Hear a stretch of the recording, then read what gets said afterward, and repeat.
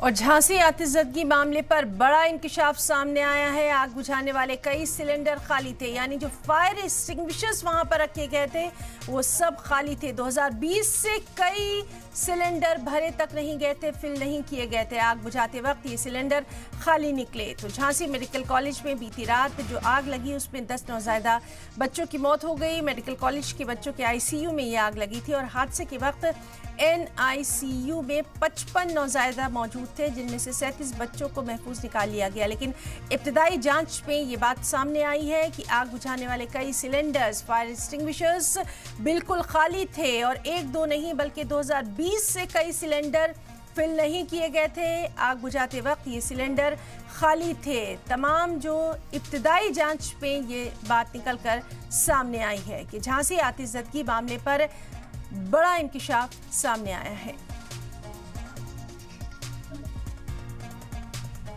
बड़ा या मतलब वैसे कैटेगराइज तो नहीं कर सकते क्योंकि शॉर्ट सर्किट हुआ और क्योंकि उस रूम में सभी बच्चे ऑक्सीजन पे, मोस्टली बच्चे ऑक्सीजन वगैरह पे ही रहते हैं, तो ऐसे में वो स्पार्क फ्लेयर कर गया।